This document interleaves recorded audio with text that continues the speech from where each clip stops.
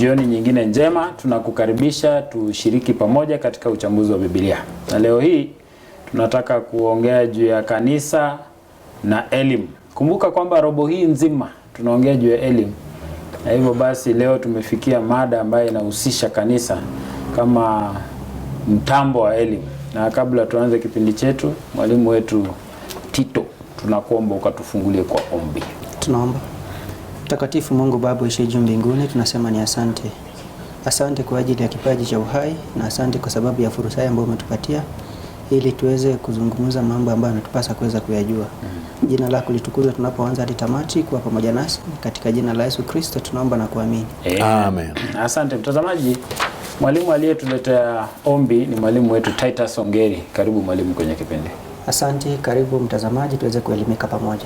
Na pia tunaye mchungaji wetu. Najua sisi tunajivunia wachungaji. Anatoka kule maeneo ya Nakuru. Zani ni alikuwa Nairobi kwa muda.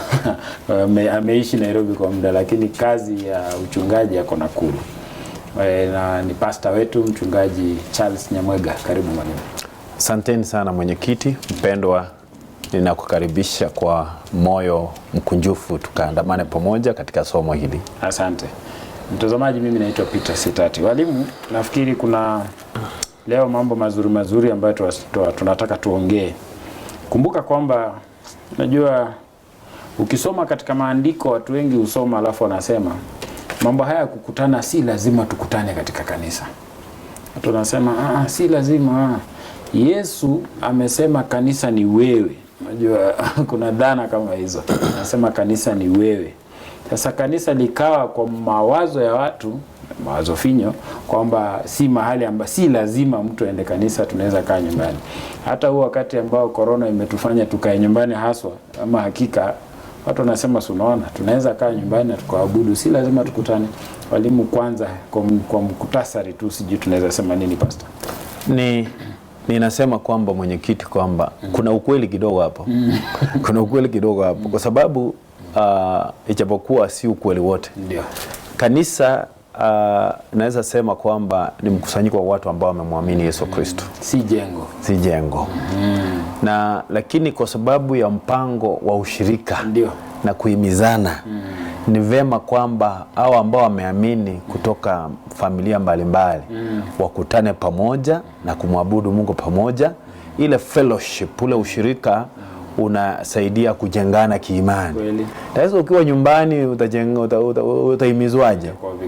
Kwa hivyo kuna ukweli nusu ya kwamba ukweli kwamba kanisa ni ushirika, ni watu na pia watu wanapokuja pamoja bado inakuwa ni kanisa. Lile ndio sababu kwa maana wanakutana kama kundi kwa ile jumba, ndio ile jumba sasa likachukua jina kanisa. Mwalimu Tito, tunaangalia katika maandiko tunaona kuna watu walikutana katika masinagogi, wengine walikutana katika mahekalu. Tunaona kuna historia ya watu kukutanika. Pengine utupe historia fupi tu ya mambo vile unavyoelewa katika mkutasari na utangulizi wa kipindi chetu cha leo. Asante. Kwanza kukusanyika kule kumimizwa katika maneno matakatifu. Kusoma kitabu cha Ibrania 10:25. Biblia inatuhimiza jambo fulani. Sauti yako ina utaratibu sana. Ninajua unakuanga na kelele wakati mwingine, lakini endelea. Inasema hivi, wala tusiache kukusanyika pamoja. Ndio. Kama ilivyo desturi ya wengine, bali tuonyane na kuzidi kufanya hivyo kwa kadri muonavyo siku ile kuwa inakaribia.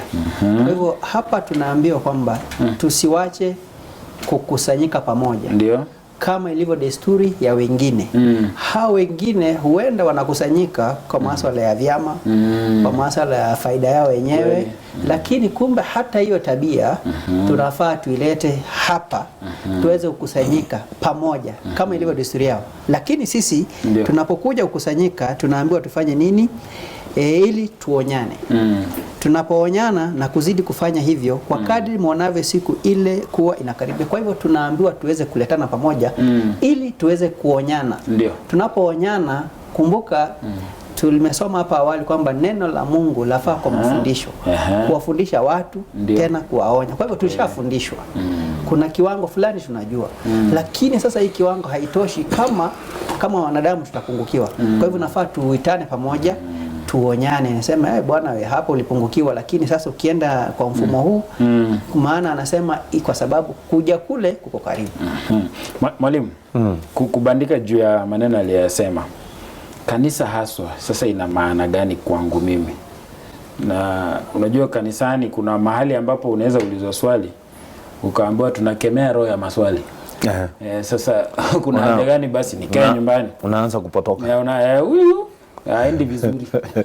Mwalimu, kanisa ina kwanza tukilinganisha na mada yetu ya education.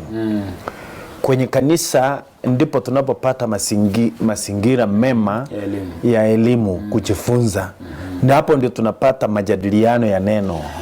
Naona. Na pia kama kuna maswali ambayo yanaulizwa ambayo ni kawaida, tuna nafasi ya kujibu ili watu waendelee kupanuka katika maarifa ya kumjua Mungu na mapenzi yake.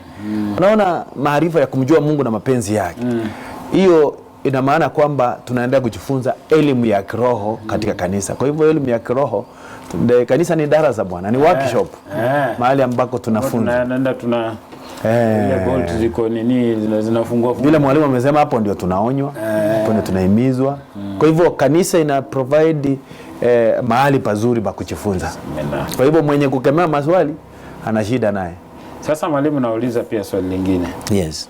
Sasa elimu ya kweli ni ipi katika mazingira ya kanisa?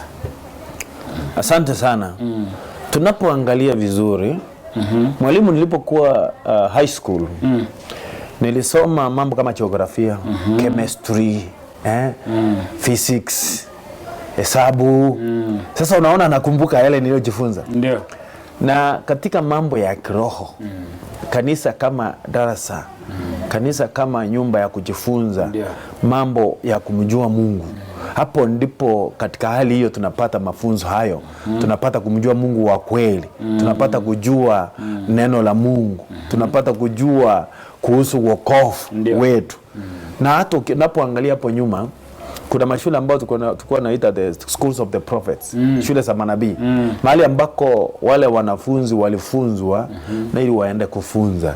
Katika mazingira yale walipata nafasi ya kumjua Mungu na mapenzi yake. Kwa hivyo shule kama kanisa kama shule, curriculum yake ni kumjua Mungu na mpango wake wa wokovu. Mwalimu Tito, sasa elimu ya kweli ya Ukristo ni ipi? Kwanza kama vile tumeng'amua ni kwamba kanisa mna mahali mmekusanyika ni kuonyana. Kweli. Na hauonyani ili uweze kubakia pale pale kama kabla uje pale. Kwa hivyo kwanza lazima tumjue Mungu na tabia zake. Kweli. Kwa hivyo unapojua Mungu na tabia zake, na wewe mwenyewe lazima azimio lako kama shule ni kuhakikisha azimio lako ni kulenga juu. Yaani kama mfano kuna shule inaitwa Mangu. Ile moto yao ile inaandika jishinde ushinde. Kwa hivyo pale unajua acha nimsengenye kidogo. Hapo Mangu tunakufanyanga mihadhara hapo karibu. Sasa jamaa amesoma mara kadhaa tukienda huko. Ni mwanafunzi mzuri. Endelea mwalimu. Imeandikwa jishinde ushinde. Kwa hivyo jambo la muhimu zaidi kama wanafunzi katika shule ambao mwalimu mkuu ni Yesu Kristo, ni azma yetu ni kupania kupata ile nini ya juu, ngazi ya juu. Kwa hivyo tunapofika pale, kwa hivyo hii elimu ya kweli ni kuhakikisha kwamba unalenga yule ambao ni mwalimu wako, ambao ni mkamilifu, ambaye kitu cha kwanza hana ubaguzi, amejaa upendo, si kama mimi. Lakini unafaa ukue sasa kama mwalimu wako, akubadilishe mfanane na yeye. Kwa hivyo huyu Mungu naona hana mapendeleo. Ni Mungu ambaye tuliona hakuona kule kuwa sawa na Mungu ni kitu ya kushikamana nacho, bali akajitiisha, akajinyenyekeza. Kwa hivyo tunachojifundisha kwa mwalimu wetu ni kwamba tujinyenyekeze. Tutakapojinyenyekeza, basi elimu ambayo tutapata ni kwamba tutaanza kuangalia wenzetu si kwa misingi ya ukabila, lakini kwa misingi ya kwamba ya ubinadamu, kwamba wewe ni mwema kunishinda. Kama vile yule ambaye alikuumba hakuona kule kushikamana na Mungu kuwa ni kitu cha kushikamana nacho, akashuka afe kwa ajili yako wewe. Wewe ambao haukuwa na Mungu, leo hii uko na kitu unaweza abudu ambao ni Mungu wa kweli. Kwa hivyo hii elimu, ili sasa elimu ya kweli ikolee, ndio ni ili sasa tujue umeenda shule na mwalimu wako ni nani. Kwa hivyo tutaangalia maisha yako, mwenendo wako. Huu mwenendo wako, je, unabagua watu? Kwa hivyo kama bado hata leo wako tuonyesha dhana ambazo zimevuviwa kutoka juu. Na kwa hivyo tutamaanisha, tutajua ulienda shule ya nani. Maana tuko na walimu wawili tu, Mungu na ule mjomba mwingine. Kwa hivyo tukiona una ubaguzi hata kama umepiga suti yako unaenda kanisani,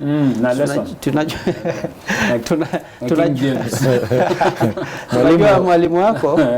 Mwalimu, kuna mwalimu mmoja hapa aliwafundisha wanafunzi wake, tutajuaje kwamba usiku umeisha na mchana ama asubuhi imefika? Hadithi nzuri sana. Mmoja akasema wakati ambako naweza tofautisha mbuzi na kondoo.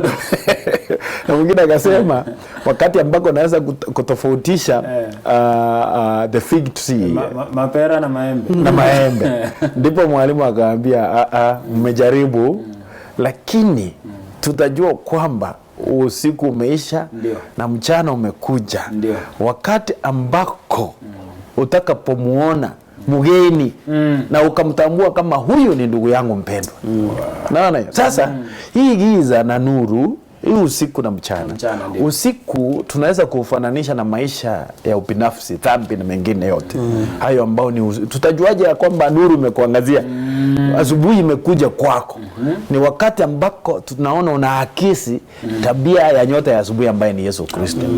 Wakati ya yeye hakuona kule muda wetu umeisha, lakini ningependa ugusie Luka 10. Kuna jamaa alikuwa anaenda zake, akapita kwa kina Tito, akapigwa ngeta huko. Yule jamaa ambaye alipatikana na wakora njiani, ambaye alipopigwa akaangushwa hapa akaachwa huko. Hiyo visa utokea hapa Kenya. Na watu wakapita hapo, msisahau kuwataja. Ndio.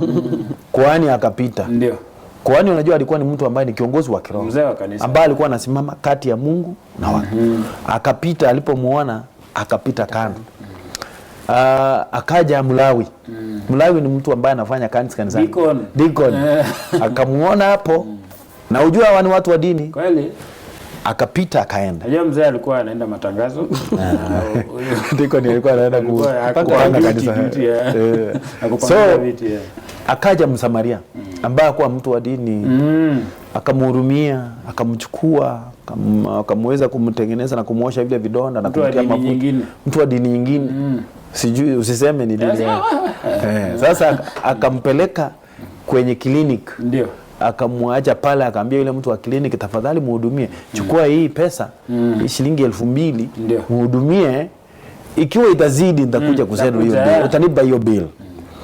Na Yesu akawauliza, yeye ni kisa alitoa Msamaria mwema. Kati ya wale wawili au watatu, nani alikuwa ndugu ya huyu mwingine ama jirani mwema?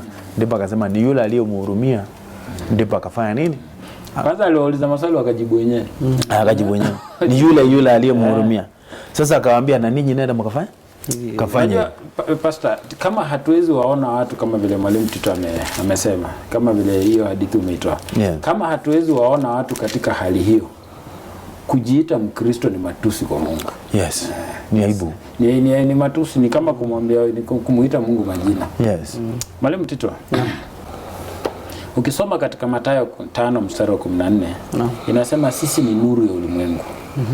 Inaanza na chumvi. Sisi ni chumvi. Alafu inakuja inasema sisi ni nuru. Unajua anasema chumvi kama imepoteza ladha yake itaifaa nini sasa? Alafu anasema sisi ni nuru ya ulimwengu. Anasema kwamba kama sisi ni taa inafaa tuweke juu ya kiango, si chini ya pishi. Kwa sababu sasa taa iliyowekwa chini ya pishi maana yake nini? Sasa nafikiri ututafsirie mambo haya katika hali ya elimu yetu katika Ukristo inafaa kwenda. Asante. Kwanza ni shukuru hiyo hadithi. Hiyo hadithi inaanza na kijana kuuliza na jirani yangu ni nani? Na Yesu anampatia picha fulani ambayo ilikuwa inafanyika, ni kisa ambacho kilifanyika kabisa. Hata muuza swali huenda alikisikia. Sasa unapata Yesu aliwataja watu watatu. Akataja kuhani, akataja Mlawi na akataja Msamaria. Aya 36 akauliza, na wewe je, waonaje kati ya hao watatu ni nani aliyekuwa jirani yake mtu yule? Kijana muuliza swali hakusema Msamaria. Alisema ni yule. Myahudi hawezi kutaja Msamaria amefanya kitu kizuri. Hata jinajisi. Ni yule ambaye amemwonea huruma. Alitumia maneno mengi kujibu swali ambayo ilikuwa ni rahisi kusema tu ni Msamaria.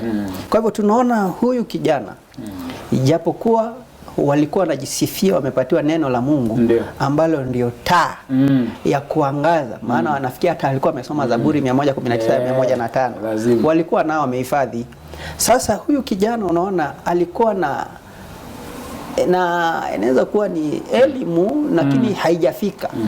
Ako na Biblia lakini Biblia haijamsaidia na amebatizwa. Na jamaa ako sawa, lakini sasa shida inaingia kwamba yeye umepatiwa nuru lakini ukaamua kuweka chini ya pishi. Kwa hivyo sisi basi tunafaa tunapopewa hii nuru ambayo tumepewa, tumepatiwa ufahamu kumjua Mungu na tabia zake, lakini ile ubinafsi ambao tuko nao na kufikiria kwamba tunastahili uzima wa milele kushinda watu wengine, hii ndio imetuponza sana sisi wanadamu. Tuna ukweli lakini ukweli mwenyewe hatuuishi ukweli wenyewe. Tuna upungufu na upungufu umeletwa ima na makabila zetu au kujiona sisi ni bora kuliko wale watu wengine. Naelewa sana. Unajua kuna kuelewa paka karibu unampita Yesu. Naam. Alafu unaona jambo lingine kwamba Yesu ametulinganisha kama chumvi. Ndio. Chumvi haiwezi kuwa ya maana kama haijachanganywa na kitu kingine. Haiwezi kuwa ya maana. Yaani wewe uchukue chumvi ikiwa imekaa kando haina kazi. Haina kazi. Hiyo chumvi itakuwa na maana kama kuna chakula hapo kando kisha ukanyunyiza. Na inahitaji chumvi nyingi, inahitaji kidogo. Chakula ndio kinahitajika kuwa kingi. Kwa hivyo sisi kama chumvi tunafaa tutangamane na wale wengine kwa upendo ili waweze kuonja. Ninasema maneno yenu yakolee kama munyu, kama chumvi na kama nuru. Kwa hivyo sisi naze kama nuru, tunapokuwa kama nuru, wacha, najua nuru huwezi ificha. Ni lazima tuweze watu waone. Hakuna Ukristo wa siri. Siri hiyo nafikiria labda ile ya majini, lakini Ukristo kamili ni kumaanisha lazima ukaonekane. Wewe ni mahubiri ambayo yanaonekana. Kubandika hapo Filipi 2:15-16 inasema mpate kuwa wana wa Mungu wasio na lawama wala udanganyifu, wasio na ila kati ya kizazi chenye ukaidi kilichopotoka, ambao kati ya hao mnaonekana kuwa kama mianga katika ulimwengu, mkishika neno la uzima, nipate sababu ya kuona fahari katika siku ya Kristo, ya kuwa sikupiga mbio bure wala sikujitaabisha bure. Alafu kuna ingine mwalimu, nisikuache hivyo, nataka kukupea kadhaa.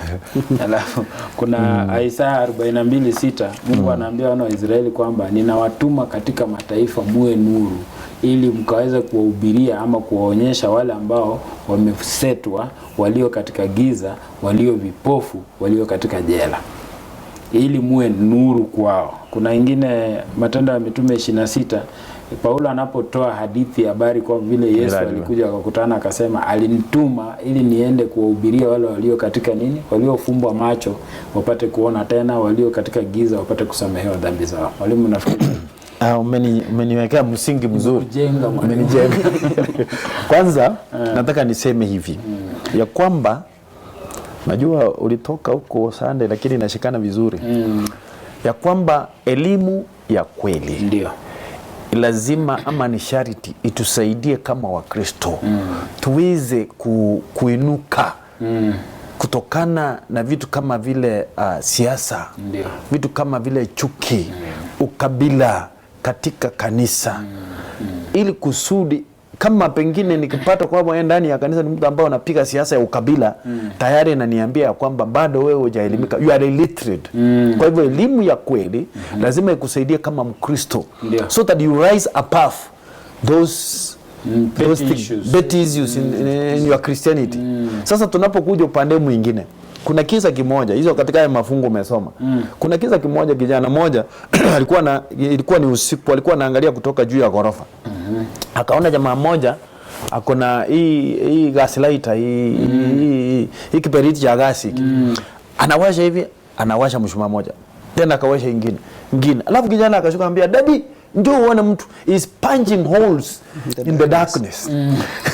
Ya kwamba anatoboa giza na nuru na light.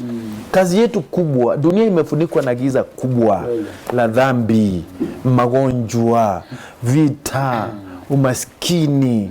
Kazi yetu kama Wakristo is to punch holes in those darkness, kupitia kwa ile nuru. Ndio Yesu anasema, na nuru yenu ni iangaze mbele yenu, watu wapate kuyaona matendo yenu mema. Kwa hivyo matendo yetu mema ndio nuru. Elimu ya kweli inatusaidia kuweza kubadilika kama Wakristo, matendo yetu, mienendo yetu, ndipo tunapokuwa katikati ya watu wengi tuweze kuangaza, watu wapate kuona Yesu Kristo. Amina. Yeah. Mwalimu Tito, najua maneno mwalimu anapoyasema, najua maisha yetu lazima ionyeshe vile Mungu yuko. Watu wakituona hawastahili kuwa na tashwishi juu ya Mungu. Na unajua mtu akitaka kujua Mungu ama Mkristo, Kristo, lazima atafute Mkristo. Akisha kuona basi ajua, basi kama ni hivi, hii inatamanika, hii inataka. Yes. Sasa kuna vile pia mwalimu tunaweza ishi kama wanafunzi wa Yesu. Najua mwanafunzi wa Yesu ni yule ambaye ako kama Kristo, sio? Sasa je, ni vipengee gani ambavyo vinaonyesha kwamba mimi ni mwanafunzi wa Yesu, ama ninastahili kuishi vipi nikatoe ushahidi? Asante. Unajua Yesu alisema mimi ndimi njia, kweli na uzima. Aliposema hivyo, wanafunzi walikuwa wanaitwa watu wa njia hii. Ndio. Kwa sababu gani? Matendo 9:1. Naam, walikuwa wanaitwa watu wa njia hii. Lakini baadaye baadaye miaka ilipoenda, kusoma wa Matendo ya Mitume 11:26, walipokusanyika pale Antiokia, wale makafiri wasiomjua Kristo walikaa chini wakaangalia mienendo yao jamaa mwaka mzima. Mwisho akasema hawa ni watu wa Kristo. Hakuna mtu aliwaambia, lakini waliangalia. Kwa hivyo matendo, kama vile mwalimu alivyosema, matendo ndio kigezo, moja wapo ya vigezo ambao tunaangalia. Mambo ambayo elimu ambayo umeipata, lazima uweze kuiweka kwa matendo. Isiwe kama ni mfumo wa elimu ambao wakati mwingine huwa unashutumiwa hapa nchini. Mtu anasoma mpaka chuo kikuu, anasomea kazi labda ya umeme ya kuweka mataa, lakini ile taa ikichomeka kwa nyumba yake, anaenda kuita mtu aeke, na amemaliza chuo kikuu. Alipe. Amesomea electricity, lakini bulb ikichomeka kwa nyumba yake anaenda kuita jirani. Sasa hiyo elimu haijamsaidia. Mimi ile nilisomea ni ya kushika wezi. Sijaibiwa juzi. Kwa hivyo mfuasi kamili, kuna matendo lazima uyaonyeshe. Kwa sababu saa hii kwa kizazi hiki hakuna mtu amewahi muona Kristo. Hakuna. Kwa hivyo ni sharti wewe ambaye unadai ni mfuasi wa Kristo uweze kuonyesha zile tabia za Kristo ambao unazijua. Kwa ambao tumezitaja hapo awali, kwamba ni mtu ambaye aliamua. Unakumbuka kitabu cha Luka 9, Yakobo na Yohana na ndugu yake Yakobo, Yohana na wale mandugu wawili waliambia Yesu, hawa Samaria walikataa apite. Akaambia, bana, suitishe moto kama vile Elia alivyofanya watu tengeneza njia hapa. Tengeneza njia. Yesu akaambia, hamujui ni roho ya aina gani ambayo mko ndani. Kwa hivyo ni watu ambao walitembea na Kristo lakini hawakumfuata Kristo. Kwa hivyo kuna tofauti. Alafu mwalimu saa yetu imekwisha maliza. Baadaye tunaona hawa ndugu wawili mwisho unaona Yohana anaongea kuhusu upendo. Maana sasa alijua elimu ya kweli ni kupenda watu hata wasiopendeka. Ndugu yake vile anatuambia dini ya kweli ni namna hii namna hii na Andrea alileta watu wengi sana kwa Kristo. Hata alimleta ndugu yake. Kwa hivyo tunaona hayo matendo lazima yaweze kuwa. Asante mwalimu. Mtazamaji, nafikiri tumefika ile kwa kizungu anaita half time. Awamu ya kwanza imeisha na walimu nafikiri wameonyesha wazi kwamba elimu ambayo ni ya kweli ni Ukristo wa kweli. Na wewe ukimjua Kristo ina maana kwamba yeye ndani yako atachipuka yeye. Sasa matendo ambayo utakuwa nayo ni mti wa Kristo uliomea ndani yako, utatoa matunda yake na matunda yake ni matendo mema. Sasa lazima tumjue Kristo kwanza, ndio chimbuko ya kuishi maisha ya utaua, maisha ambayo inaonyesha kwamba huyu amepata elimu ya kweli. Tunaenda mapumziko, usiende mbali, walimu bado wana mengi ya kusema. Mungu akubariki.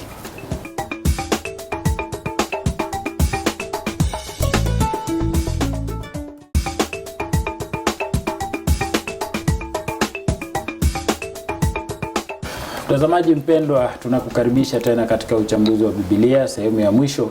Na tulipokuwa tunaenda mapumziko, nafikiri mwalimu Tito alikuwa ameshatueleza juu ya kuishi maisha ya mwanafunzi wa Yesu. Lakini najua hatujamaliza kila kitu. Mwalimu Charles, tunakuta kwamba katika kazi hii tuliyotuma ama katika tu huu Kristo, kuna vitu ambavyo ni vipengee muhimu, vigezo vingine amevitaja na vitu vingine ambavyo vinastahiki ni gani. Unajua sisi pia kama mimi ninatoka Unduyani na nikija nakutana na Charles anatoka Kisii. Unaona kuna mambo ambayo pia nakuja nayo.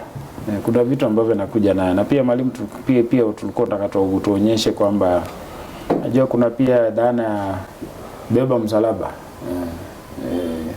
Bear your cross. Alafu nabeba msalaba ingine. Alafu kuna Mathayo 9:37 tunaonyeshwa kwamba wale wanafunzi lazima waende kazi katika vineyard. Mwalimu, nafikiri mambo kwanza mwalimu, hii mambo ya elimu ya kweli ni funzo nyeti sana. By the way, ili tuishi kama wanafunzi wa Yesu Kristo, ni lazima tukubali Kristo atubadilishe. Kweli. Ndio tuweze kuishi kama wanafunzi wa Yesu Kristo, tukiwa na malengo yale Yesu aliyokuwa nao. Na malengo yetu ya kuishi kama wa Kristo ni kufutia wengine ili wapate kuja na tuwaoneshe Yesu Kristo. Kwa hivyo kama mwanafunzi wa Yesu Kristo, au mwanafunzi siku ile unabatizwa peke yake. It's a lifetime process. Na unapoendelea kuishi Yesu Kristo anaendelea is reproducing himself in you. Sijui Kiingereza sasa kwamba Yesu anaendelea kujizaa ndani yako. Kiasi ya kwamba watu wanapokuona hawana shaka ya kwamba wewe ni mwanafunzi wa Yesu Kristo, kwa maana unaishi kama mwanafunzi wa Yesu Kristo. Ukiwa na lengo la kuwaleta wengi katika zizi la Yesu Kristo.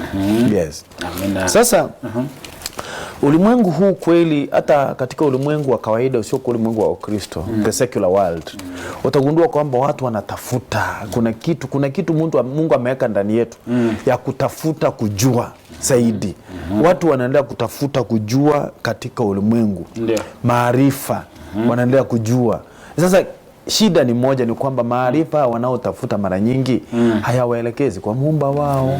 Sasa yale maswali mengi yanayoulizwa na mengine, sisi kama Wakristo ambao tumejua kweli, hasa Waadventista wa Sabato, tumejua mambo mengi, ukweli wa Biblia, Mungu wa kweli, ukweli kuhusu wafu. Ni juu yetu tuweze ama Ukristo wetu utuandae kuweza kujibu maswali na kuwaelekeza watu wanapotafuta wapate kuelekezwa kwenye ambao wanapata kweli, ambao ni kanisa la Mungu. Na pia sisi wenyewe tuweze kuwaelekeza to the source of knowledge ambaye ni Yesu Kristo, chanzo cha maarifa. Mwalimu Tito, najua ukiangalia wanafunzi wa Yesu pia walikuwa na shida tofauti. Na shida moja kubwa ni kwamba walipokumbana na Mafarisayo, Waliulizwa maswali wakati pengine wamefanya vitu ambao Mafarisayo wanaona hawastahili kufanya.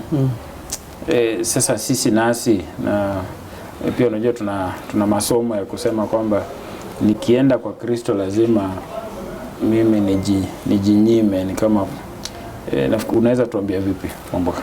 Asante.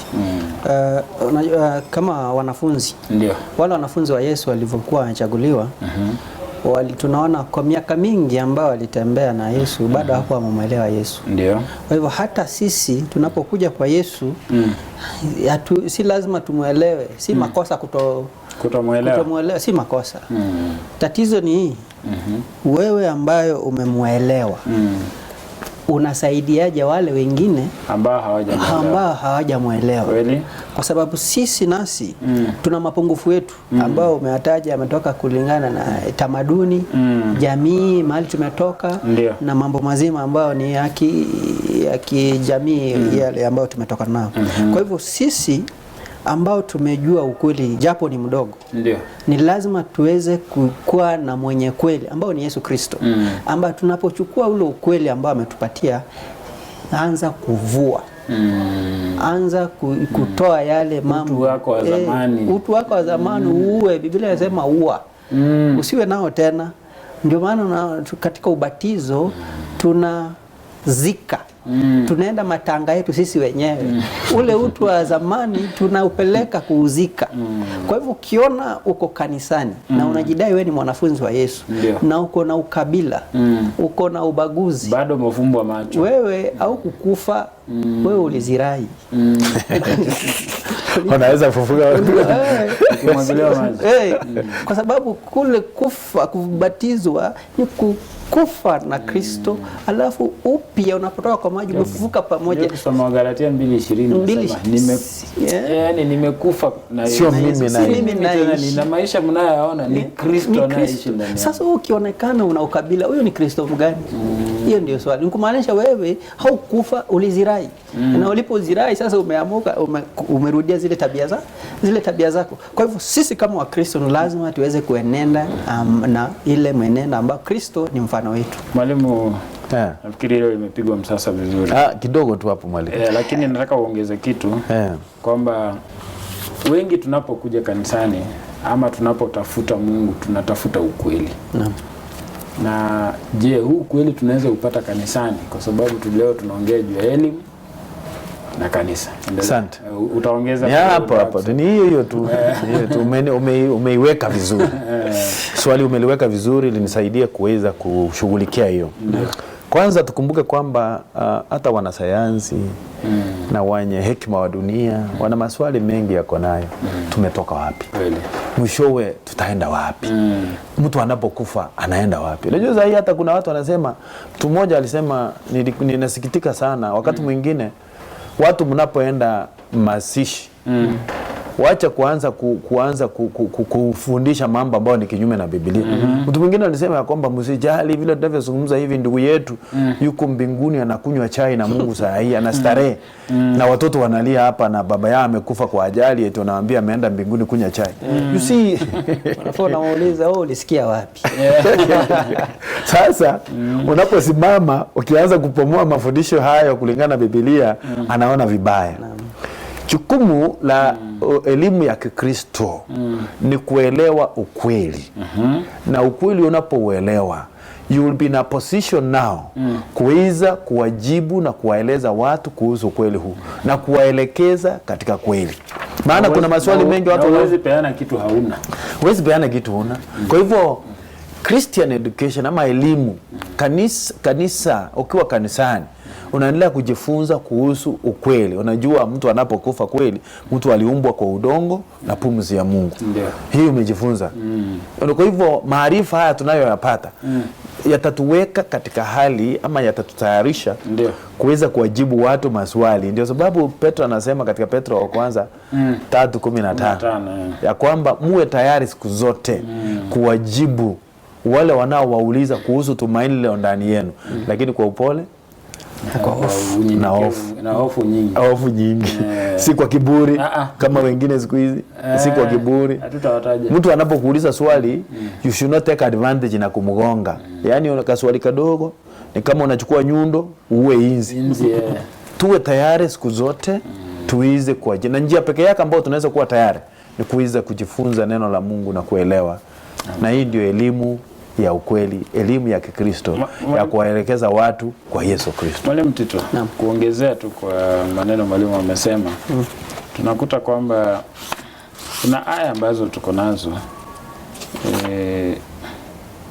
gani Yeremia 29:13 anasema nanyi mtanitafuta na mtanipata.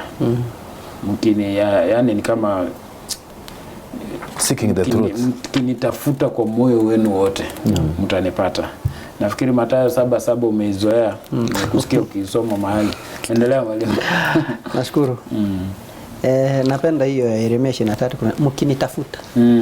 Na Yesu anasema kwamba mjue ukweli na ukweli utaweka huru. Na mkijua ukweli, mkitafuta kweli mtaipata. Na mkijua kweli itaweka huru. Kweli. Zaburi 119:142 inasema kweli ni amri za Mungu. Sasa kumtafuta Mungu, tunajua kanisa pale ni kama kituo cha makurutu. Ambao si kila mtu ni mkamilifu na si kila mtu anajua. Hawa ni watu ambao wamekusanyika, wanataka kujua ukweli. Kweli. Na ukweli huu unapopatikana haufai kuishia katika kona nne za kanisa. Inafaa sasa umeshajua ukweli. Ndio. Sasa ukweli huo hautakusaidia kama utaujua ukaunyamazia. Kwa hivyo unapojua ukweli huo, tuwe kama Ezra. Ezra 7:10 inasema hivi, kwa maana huyo Ezra alikuwa amuelekeza moyo wake kuitafuta sheria ya Bwana. Inaendelea kusema na kuitenda. Hiyo ni Ezra 7:10. Ndio. Inasema kwa maana huyo Ezra alikuwa amuelekeza moyo wake kuitafuta sheria ya Bwana na kuitenda na kufundisha maagizo na hukumu katika Israeli. Kwa hivyo aliuelekeza moyo wake kujua ukweli. Alipo si kujua tu ukweli alafu akanyamaze. Jambo la pili ni kuitenda. Jambo la tatu kuifundisha maagizo na hukumu katika Israeli. Kwa hivyo ukweli tunapoujua tuchukue ile ukweli. Tunapoujua tusikae pale katika kanisa tu. Sasa leo mimi nimejua mtu akifa anakaa kaburini nikatosheka. Hapana, nikishajua ukweli huu mimi niende niapatie Bwana Stati unajua hili. Hapana. Hivi basi jua leo kwamba ukifa uende kunywa chai, utakaa kaburini mpaka Yesu atakaporudi. Ataita wale walio haki kutoka makaburini kwa kupata haki yao, na wale ambao walitenda maovu katika hukumu na aibu ya milele. Wamepanda jikoni. Lakini ukitapokujua ukweli huu alafu kae, basi wewe ni chumvi ambayo ina faida lakini haijatumika katika kuleta faida kwa watu. Mwalimu, unajua Yesu alisema kwamba wale ambao hawasanyi nami wanatapanya. Sasa unajua ina maana kwamba kukaa tu ni kutapanya. Kweli. Hakuna middle ground. Hakuna middle ground. Mwalimu, katika Yohana 16:13 inasema kwamba na huyo Roho akija atawaingiza katika kweli yote na atawafunza yote niliyowaambia. Ukisoma Yohana 17:17 inasema uwatakase kwa ile kweli na neno lako ndilo kweli. Sasa mwalimu, tunataka tupate kufahamu hapo kwamba huyu Roho ana sehemu gani? Roho Mtakatifu ana sehemu gani? Na pia neno limetajwa hapo, neno lako ndio kweli, na sehemu gani? Mwalimu, kuna mahubiri napenda sana kuhubiri kuhusu Ezekieli 37. Ezekieli anapelekwa katika bonde la mifupa mikafu. Tena ni mikafu sana. Yaani mikafu sana maana yake haina tumaini. Baadaye anapoulizwa na Mungu, hapa kweli kuna tumaini? Anasema Mungu, hapa wewe ndio utajua. Na Mungu anamuuliza maswali sio kwamba ajui. Mungu anatuuliza maswali wakati mwingine tuweze kutafakari mahali tuko. Naona tufikirie. Kwa hivyo anapojibu wewe ndio najua, ndipo anamwambia tabiria hii mifupa. Kutabiri ni kufundisha neno. Akatabiri na ile mifupa, nyama kwanza ikakuja misuli, alafu nyama, alafu ngozi. Mungu ni wa mipango. Hakuleta ngozi kwa mishipa, alafu ngozi juu. Alafu baadaye alipoangalia akaona hawaamuki bwana, wamelala tu. Ni watu wamelala, hawana uhai. Ndipo akamwambia sasa tabiri. Upepo utoke kusini, kaskazini, mashariki na magharibi. Na akatabiri upepo kaja. Na ule upepo ulipokuja ukawaingia, wakatoka wakiwa jeshi kubwa, wakawa hai. Sasa umeniuliza Roho wa Mungu ana sehemu gani katika maandiko? Ukweli ni kwamba unaweza kuwa una elimu ya neno la Mungu. Wewe ni profesa, but bila Roho wa Mungu wewe ni mfupa mkavu tu.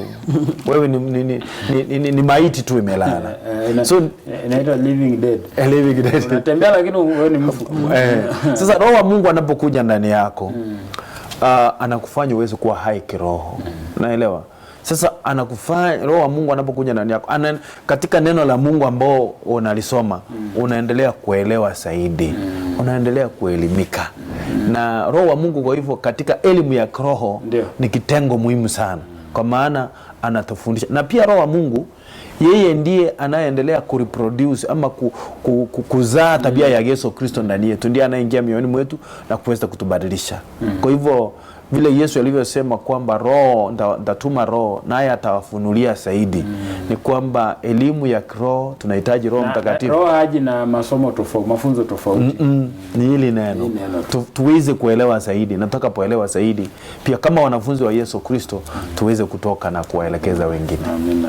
Mwalimu Tito, nafikiri tunakaribia ukingo wa kipindi chetu, lakini ningependa utueleze, kuna hiyo aya tuliopewa ya Wathesalonike wa kwanza 2 mstari wa 6 mpaka wa 8. Ningependa uisome.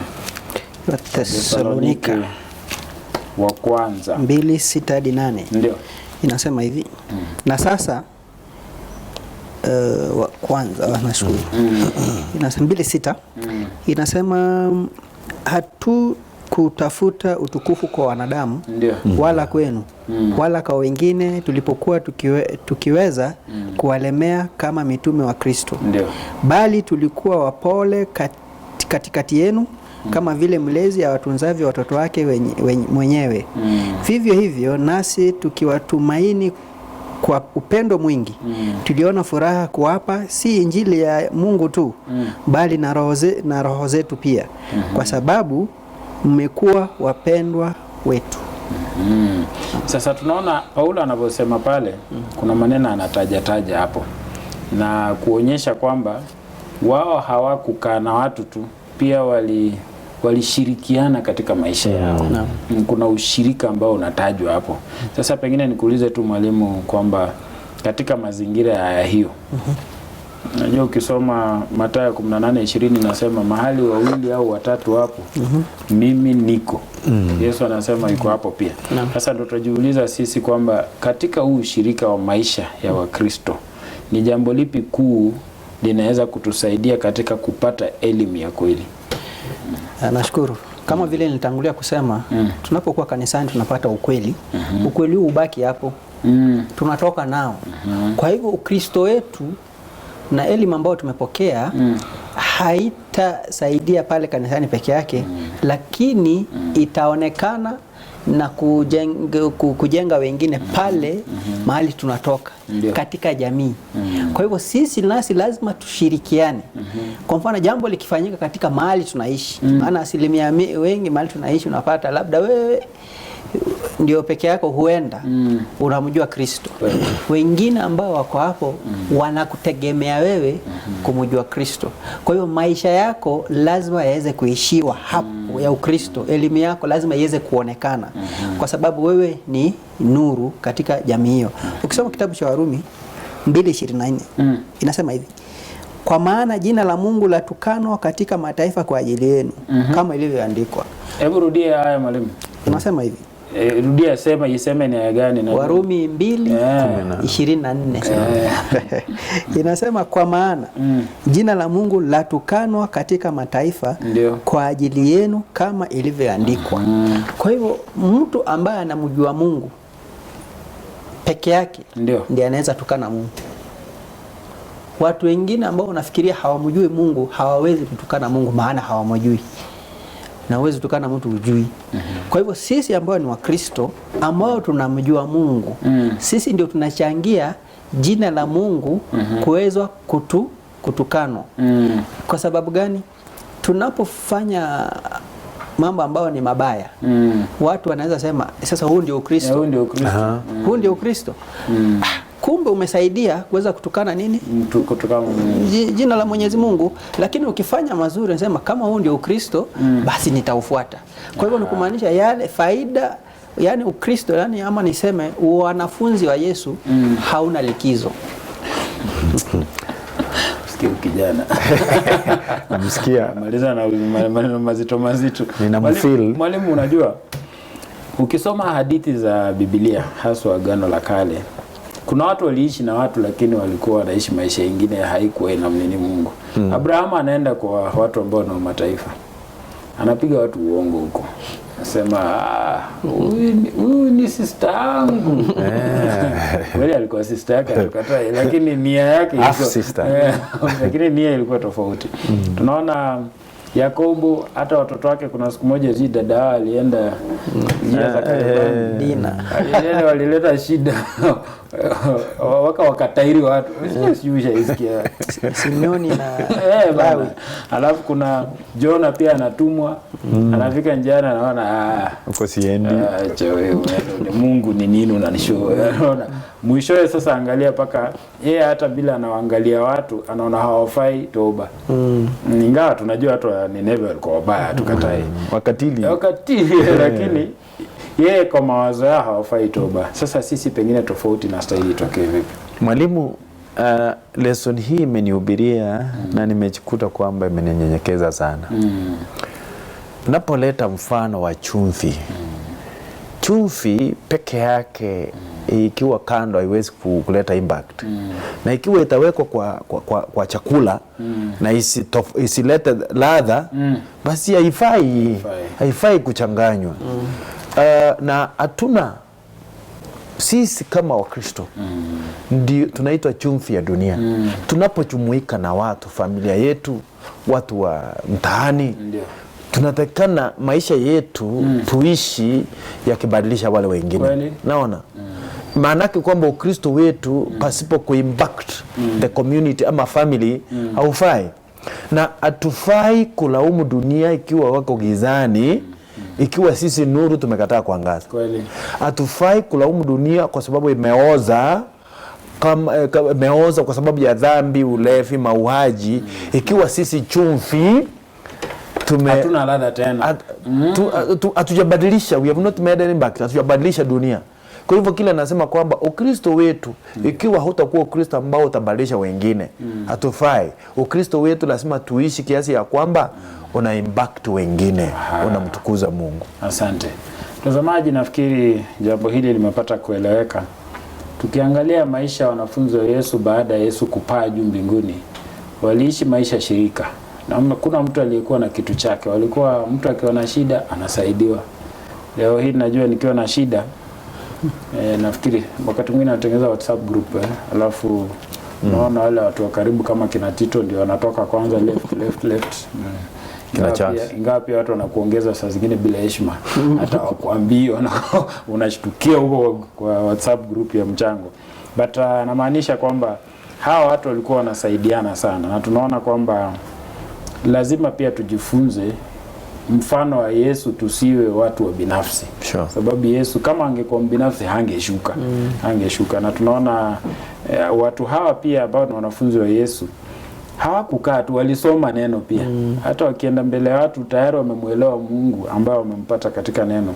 Na wakawa wanakaa pamoja, wanavunja mkate pamoja. Na kuvunja mkate pamoja, mtazamaji, haimaanishi walifanya Pasaka. Ni lugha rahisi ya kumaanisha walitengeneza chakula nyumbani wakala pamoja. Sio kwamba walikuwa wanafanya Pasaka kwa kila boma. Alafu pia nataka kusema kwamba watu hawa pia katika maisha yao walisoma neno la Mungu, na neno la Mungu liliwabadilisha, wakaanza kuona vitu tofauti. Sasa ndio tunasema kama tunataka elimu ya kweli, lazima tumuishie Kristo, tusome neno lake, tutaelewa mambo makubwa na kutakuwa na badiliko kubwa katika maisha yetu. Na masomo tutakuwa nayo yataangaza taa duniani. Walimu wetu na mchungaji wetu, tunaomba ukatufungie kwa ombi. Tuombe. Baba na Mungu wetu uliye mbinguni, mtakatifu ishie milele, pokea shukurani zetu na sifa kwa ajili ya makuu na maajabu ambayo umetutendea kama wanadamu. Asante sana Bwana kwa sababu ya elimu ya kiroho ambayo umetujalia. Tusaidie kama wanafunzi wako tuishi kulingana na elimu hii, na tuweze kufundisha wengine na kuwaelekeza katika chanzo cha elimu ambaye ni wewe Yesu Kristo. Bariki na umtunze mtazamaji wetu mambo ambayo tumeweza kuyaeleza hapa Bwana. Tunaomba Roho wako Mtakatifu, mwalimu wa pekee, aendelee kumfunulia mtazamaji wetu na ukamlinde na kumuongoza. Asanteni sana kwa studio zetu za Hope Channel Kenya. Bariki wale wote ambao wanawezesha vipindi na neema yako kawatoshe. Tumeomba kwa imani kwa jina la Yesu aliye Bwana Mwokozi wetu. Amen. Amen. Mtazamaji, sisi hatuna la ziada, tunataka kuondoka. Lakini kumbuka asubuhi kutakuwa na kipindi hiki ambacho kitaletwa kwako na ndugu yetu Tabnacho Odoro pamoja na ndugu yetu Joseph Mburu na ndugu yetu Mwiruri ambao wazee wa makanisa hao. Na kipindi hicho kitakuja kwako moja kwa moja. Lakini kwetu sisi tunakuombea kwamba uwe na weekend ambayo ina mibaraka.